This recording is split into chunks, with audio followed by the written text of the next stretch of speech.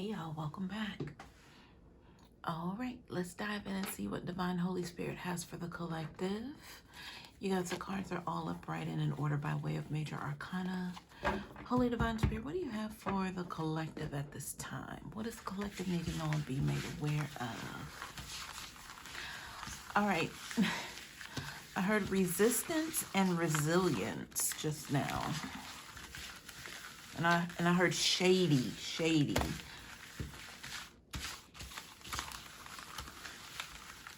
Comparison. All right, looks like somebody's kind of confused, or either they're coming out of a state of confusion. Possibly you, collective, were pit up against someone else that was potentially competition in someone else's eyes, but now they're kind of seeing that, you know, there was no competition to begin with. They're the ones that have to accept that they chose wrong. I heard accept defeat. So possibly there was a removal of something, some sort of gaze or glaze over someone that now they see and understand, you know, why it is that you went so hard in order to self-promote your own healing. So that could have had to do with abandonment of the relationship, ghosting them, you know, after they ghost you many times, or they came to some understanding, y'all. All right, I don't know if that's going to come up with the cards, but that is the channel energy. Most likely it will come up. So thank you for your likes, your shares, your comments, your subscription to the channel, your support. I appreciate you. Thank you so much. All right, I believe we have it here. Let's get into this. I'm hearing but will remain open. At the same time, I'm feeling that that's something that has to do with the energy in the cards and possibly this person. I don't know what that's about, but just wanted to mention. Okay, that was a good chunk of cards that came out right here. We'll go with this. All right, y'all. So, I mean, that would mimic, this Two of Swords at the bottom of the deck would mimic the energy of somebody realizing, you know, the big picture at this point. Like I said, you know, I'm looking at the number 2. If there were two that were paired up against one another by way of someone's perception and view, you know, this could be third-party energy, possibly you had no idea about. You know, I'm thinking about the mysticism of this Two of Swords energy. Like they're blindfolded, they're guarding their heart with 2 swords here. It's nighttime, you know, the moon is out. We have water energy in the background, so that's giving me emotional energy as well. But somebody is confused about a decision here, and this decision needs to be made. But I want to know more about the confusion. Like, what's the confusion? Why is it so vague? Because it's giving me vague too at the same time. Spirit, what is this Two of Swords, please? I'm hearing information needed. Okay. Who needs the information? I heard 2 things, y'all. I heard significant other, and then somebody came into the side and was like Sasquatch. Like, what? Who and what is a Sasquatch? I know that possibly has, like, you know, an urban dictionary meaning, possibly. I don't know right now, but I'll have to look it up after the fact of the recording. Sasquatch to me is like a rare possibly occurrence. Like you don't know to believe it, if it's real or if it's fake. It seems like one of those, you know, like it's a lot of things surrounding mysticism right now. That energy is high level here. All right, something about evaporation I just got. But I feel like if that has to do with that glaze that was over, you know, possibly your person, collective, to, you know, how they had to, you know, put you in competition with someone else unknowingly to you possibly. But now, you know, that it's vaporized, whatever was over them has dispersed or disappeared. And now they're sitting here, you know, with all these wounds. but then still knowing that, you know, you were the true divine one. However, I'm hearing perpetrate, this other one was perpetrating you, or perpetrating who they were to, you know, your ex-person. So, I mean, with the Two of Swords, I feel like this just, again, there's a decision that needs to be made. But I don't know, you know, the ins and out of this decision at this point. We're going to get into the cards and see what's going on. All right. So there was a good chunk of cards that came out on top of this energy. So I want to get to the root of this, is what I'll refer to this as. We have the Four of Cups reversed, and we have the Seven of Swords. 4 and 7, that's 11. That's already a couple, a duo. Here we are with the 2 energy. So someone's looking on the outside now, you know, after what they had considered with the 4 Cups, you know, what they had, you know, wasn't, you know, it wasn't enough. It wasn't doing it. It wasn't giving for them. So they were kind of stuck on that and not realizing that there were better things out there. Like, you know, if you could just expand your horizons or come out of that emotional state that's keeping you stuck, then you'll realize that there's more out there to offer. So in the reverse, it seems like they kind of, you know, said, well, let me see what's out there. But they ran into this Seven of Swords energy. You know, the seeing what was out there was, they didn't get like a full free range license to be able to do so. It's like they took it, you know, so that means to me they didn't end things properly, or they were stepping outside of a commitment, possibly with you, collective. And that's how they ran into this, you know, this third party energy that's coming up. That Seven of Swords is like, you get it how you live it. So whatever they dished out, they got it right back with this Seven of Swords. The Seven of Swords also is telling me that, you know, they ran into the perfect person to be able to dish it back to them. So this wasn't, that's the Sasquatch energy. This wasn't a normal circumstance here. This was something very much designed specifically for your ex-person. Because I'm getting like a crafty energy, like they were very elusive, crafty, you know, that mysticism energy is all over this reading. So they possibly had things that they were dibbling and dabbling in, like as far as their God-given gifts. But because they did not handle things properly, like they left a trail of, you know, like disparaging acts. They got it right back, but it had to be a special person to be able to deliver it back to them. And it took them at that time stepping outside of, you know, what they thought it was supposed to be for them, emotion-wise, with the Four of Cups reverse, and open the door to invite whatever it is that needed to come in. And that's what happened here. So I'm hearing like they lost protection even when they departed from you, collective. It like opened them up to like a sea of snares or attacks. But that's what they were used to dishing out. So it did take a special person for them to have to come up against, to rock their world, is what I heard. All right, so on top of this energy here, I'm going to turn these 2 cards over. We have the Ten of Wands. Oh, well, there it is, y'all. Everything I just stated and more. We have 2 tens here by way of completion. I'm looking at the Ten of Swords and then the Ten of Wands. They got it right back. To me, this is like reversal energy. Like it went and then it came. You know, the Ten of Swords is just like somebody being at just the bare essence, the bare root of their pain. Like they got to sit with that. They can't move from that. And it hurts so bad.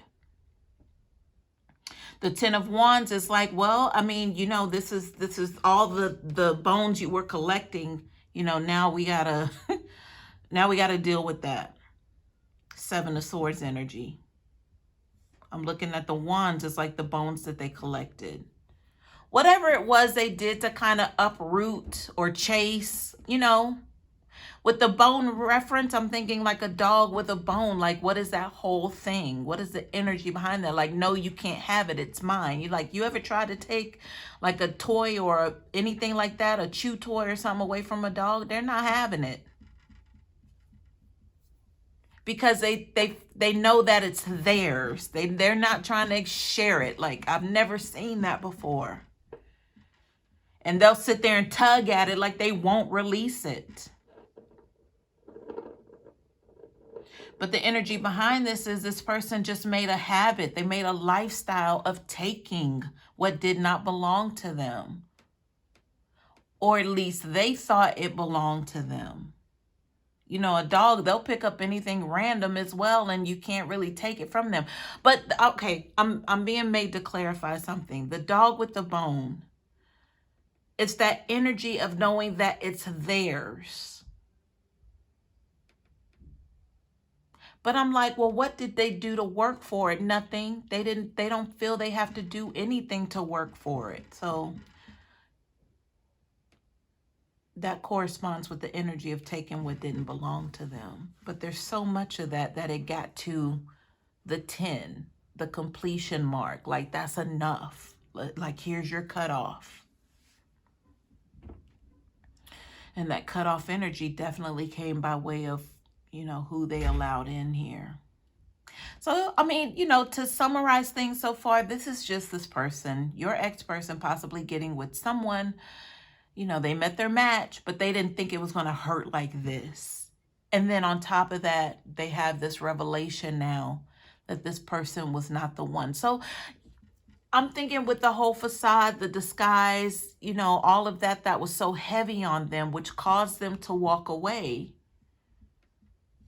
And they got right in the arms of almost like their mirror image. You know, it was success. It was all of these things that they wanted, they saw in this person. But their mind was to come in and, you know, get some sort of contractual agreement with this person.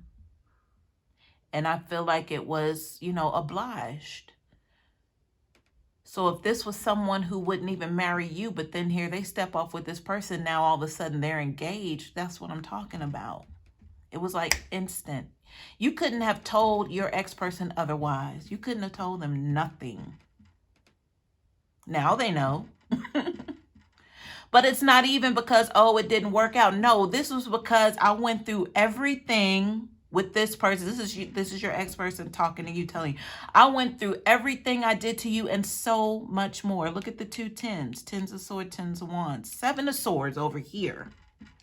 2 of swords at the bottom of the deck. Like, they couldn't even have made this up or concocted this kind of story if they tried, y'all.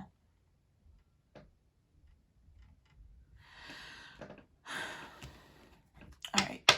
These cards fell out on top of this energy in a big clump, so I'm just going to run through them. So the Fool card is about a new adventure. The only thing in the upright, you know, it's coming with caution. So somebody has a new start here, which they earned. But there's something here that, if you know, they're receiving warnings about, like if you're not careful. But, you know, that's not really a new beginning that, you know, we would want to say, you know, is we're happy, you know, that we got this second chance, this new beginning. Because this, at the same time, it's like, yeah, I got a new beginning, but, you know, it shouldn't, those two things shouldn't go together. But that's what's happening here with the Fool card. Behind that, we have the Empress. So the Empress, you know, is about growth and new beginnings. We have the number 3 here. Spirit, tell me more about this Empress, please. So I'm hearing delivered. So, you know, if somebody's been delivered, they've been removed up out of something. What is the delivered energy with the Empress, Spirit? All right, so this is the Fool making their way back to the Empress. I mean, that's period, point blank. You know, these are 2 major arcanas. That was the energy to begin with. This person now realizing, you know, what actually just happened and why. So this is them kind of whistling in the wind, you know, thinking that it's okay to approach you now that you're, you know, you've graduated to the Empress status. They know that you have new growth, new life, but they also have a new beginning as well, but that's no match. You see this? Both of these represent beginnings and birth and newness. But, you know, hence FOOL, the Fool versus the Empress. That, you know, completely, it's like, like, no. Like, these are two puzzle pieces that would never fit together. I mean, it would make sense with the completion energy here by way of your ex-person, but then them getting this new beginning with the Fool card, but it's like with caution. Spirit, what's the caution? Okay, I heard sabotage. I mean, they have plans. They have plans to cause misfortune. They do. It's sad because, you know, this person still hasn't escaped that shadow energy. So here they come, and they want to come rain on your parade, Empress. You know, I don't feel like this full energy has taken complete responsibility. That's the problem. There, that whistling in the wind reference, that's somebody who's careless. They just are ignoring, like, you know, the things that are like sticking out like a sore thumb. They're just ignoring it. All right, let's see what's behind the Empress. We have the Moon card. So I feel like the Moon card just has to do with this person is not 100% yet. But they're on, you know, they're approaching, they're on their way. They see a new beginning with you. But with that Moon energy, it's behind your back, Empress. I mean, obviously, you don't have any idea of, you know, what it is that, you know, their motive, why they're even coming to you. This is the risk involved. The risk factor is here with the Moon energy.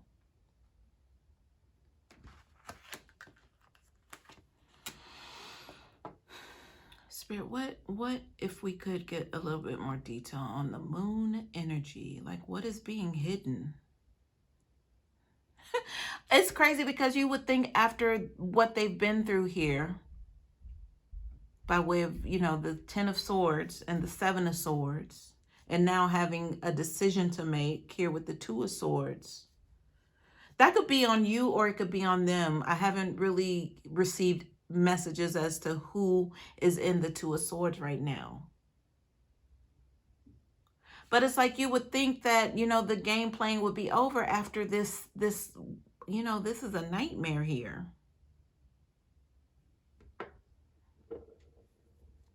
And they're not even humbled at this point with the Fool energy. They're still like, you know, in their convertible with the top down, like everything's fine, and it's not. Spirit, what's the Moon energy? All right, I heard caper. A caper. So, you know, a caper is a plan, plot, strategize to pull off a caper. That's a robbery, no? I mean, they are takers. We already established that, taking things that didn't belong to them. That was clearly made. But a caper feels like it's planned out. It's not just, oh, I'm getting ready to rob this fool. This is planned. Spirit, who does the caper energy apply to? I heard transparent. So that, for me, that means it should be clear to see. So, I don't know. Maybe somebody needs to know that, hello, knock, knock, is anyone home? It should be clear to see, you know, what their motive is. And with this whole caper energy, it's planned out for them to come and feast upon the Empress's spread. I'm like the audacity, though, right? Like, the audacity. All right. Behind the Moon card, we have the 3 of Cups. I mean, you know, this person is like, they've got something else coming to them. Three of Cups energy is, you know, no celebration here. There's no reward, or there's no reason to celebrate anything here. Spirit, tell me more about the Three of Cups.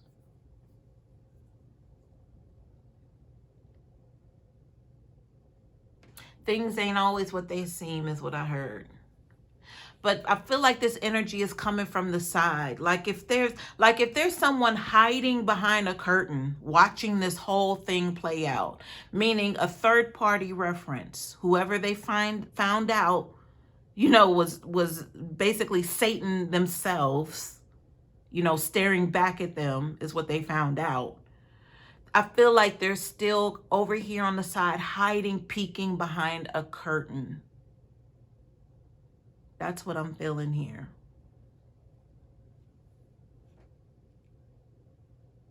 So the moon card would represent that this person is not free. There's probably not a possibility of them being freed. You know, the mysticism energy with the moons here in the Two of Swords and the moon card itself. Major arcana by way of Empress and the Fool card.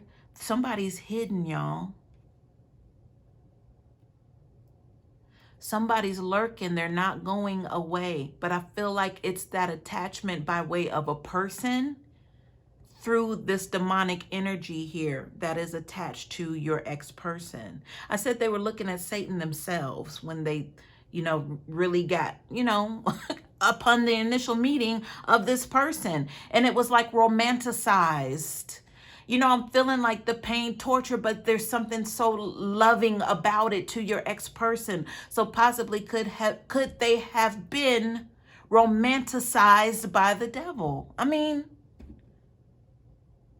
it looks like a movie set to me, to where there's nothing but velvety red and black energy in this room, and it's dimly lit with candles. But it's giving like, I know you're bad for me, but I still want you. I crave you. That's what was happening here. But that energy by way of that person is still lurking on the side. So they cannot get rid of this person. That's what that tells me. They cannot. They think they can, or whatever has been done recently, that they feel like they're on a new beginning, a new start headed toward this Empress. But the Empress even knows. I know there's something going on behind my back with this moon card energy, basically behind the back of the Empress. But the Fool approach is like, no, never mind that, because they're standing right there. So upon view of the person in the Fool card, your ex-person looking through you to that person who's looking back at them, and the Empress is right there in the middle. But the Empress knows. Even though the Empress physically has their back to that energy, they know. You know, collective, that's you. Behind the Three of Cups, y'all. Seven of Wands, what I tell you. They're doing any and everything to stay on top of this person. Whatever it is by way of these wands, these are actions. They're doing every and anything to be a thorn. I had the energy of a thorn. I said a sore thumb earlier, but a thorn reference came up. But then now I'm getting like a rose, that whole romanticizing energy, like the satanic, whatever that is, y'all. That it's being disguised as love, but it's like a demonic love.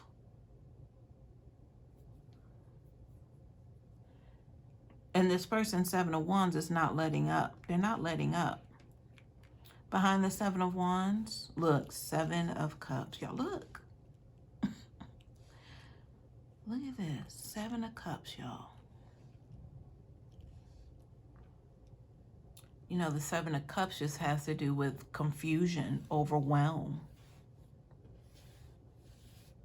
Let me make sure of who this energy, or where the Seven of Cups belongs by way of energy placement. Spirit, tell me more about this Seven of Cups, please.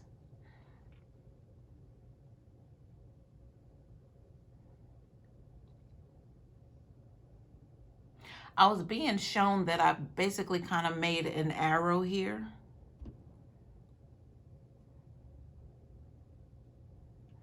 Or is it an arrow? Could be a phallic symbol.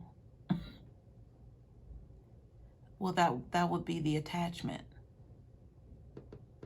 So, you know, we're getting the reference of y'all, we're getting the reference of almost like a sex dungeon energy.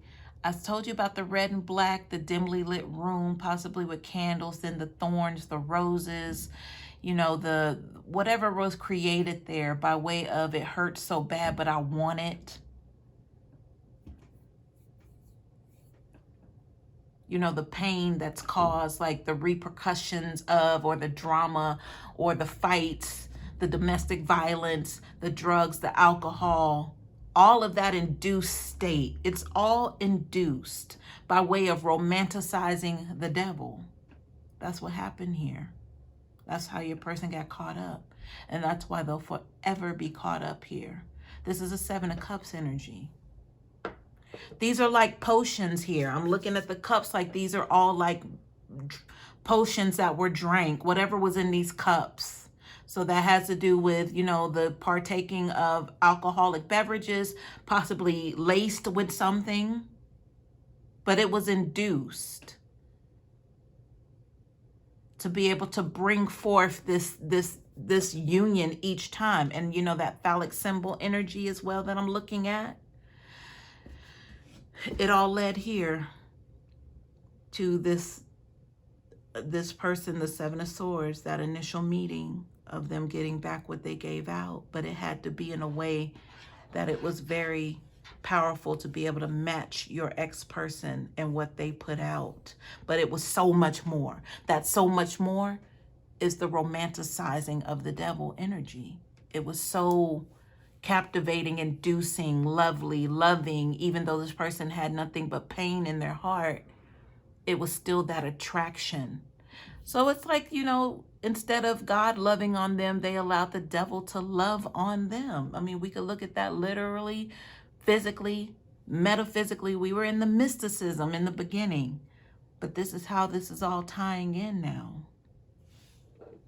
This person, I mean, the least to say is that they're being ran by a demonic energy. But at this point, you know, I'm being recalled about the vaporism, like whatever is disappearing, like whatever, you know, this potion energy. If they've gotten away from this person, they're not able to, excuse me, be induced by way of partaking in the potions that's in these cups. I felt like they made potions.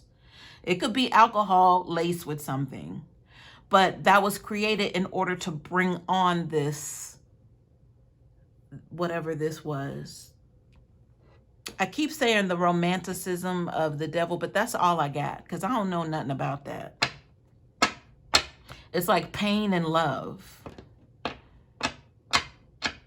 But because, you know, they've escaped that full card energy and completion energy, and then to the full card, coming back toward the Empress, but still having this secret here. We know what the secret is. That's that person peeking behind that red velvet curtain who will always be there.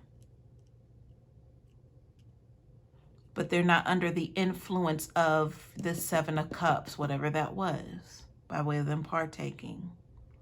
And so that illusion is leaving, but that attachment is still there. That's it. That's it. The illusion has dispersed, that this person's no longer confused about who this devil is. I'm hearing Satan in a red dress. Red could have been their favorite color. Whoever enticed them by way of this demonic energy, your ex-person. Whoever enticed your ex-person by way of the demonic energy. So now that the illusion is dried up, this person's still lurking in the background, physically and spiritually. All right, y'all. I hear they married the devil. So I mentioned a commitment somewhere in here. You know, possibly this is the one who wouldn't marry you, but they ran off and engaged this person in like 3 seconds. Or even married them. Oh, I ain't even asked for clarifiers. Holy Spirit, please clarify the energy on the table. Let the cards fall as they may. I'm not going to remove this one, but yeah, I wanted to verbally state that. I did just kind of get in there without warning. All right. Message of concern at the bottom of the deck. So we have 3 and 8 again. Oh, well, we have 11 again by way of 3 and 8. Another couple energy. So somebody who's tired of doing something, but they know they have to do it because nobody else is going to do it. It's like a day in, day out sort of routine here. They don't make much money, whatever this is. So to me, this feels like supporting a habit. So your ex-person possibly is, and maybe that's with the moon energy. It did fall out there. Oh, unexpected income. Duh. Look. They're supporting a habit here. So whatever they're doing, it's something that they don't want to do, but they have to. And then with the couple energy, you know, that would be them getting together with someone else to satisfy some sort of craving, I'm hearing. It's not even a need, it's a craving. So that would definitely correspond with the addiction energy and how they, you know, perceive to have to support it. One more card here. We have the child card. So the child card flew out on top of this 3 of Cups reverse.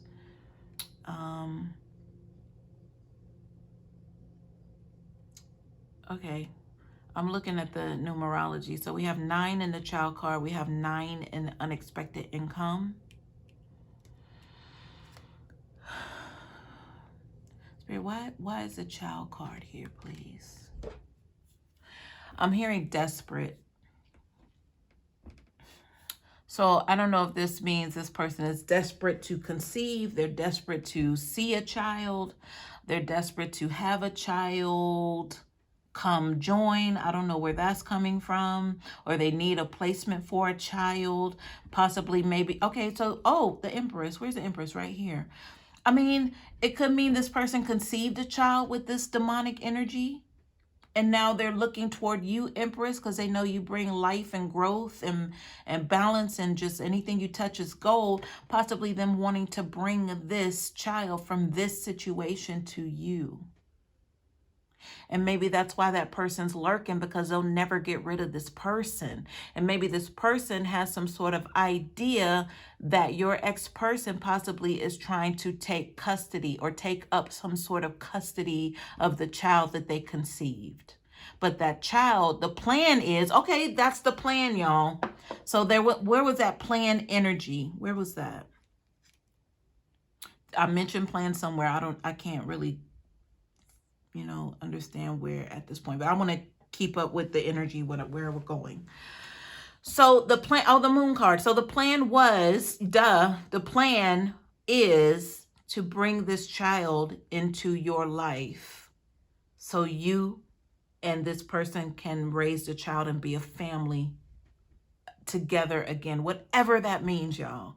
That could be so many different scenarios right now. Maybe you wanted a child, you're without a child, so here they are, like, here's your child, I got what you wanted. Like, what?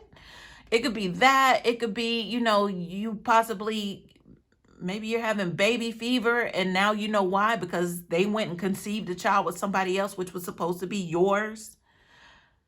But now it's only right that they bring the child to you, because possibly they knew you wanted, yeah, I mean, I don't know. Somebody wanted a child here, but the child was conceived elsewhere. Because I did mention them ghosting you, and they wouldn't marry you, but they went and engaged this person like overnight, it seems like. And now here comes a child. You guys, that's what I'm picking up here. And yeah, I hope this helps.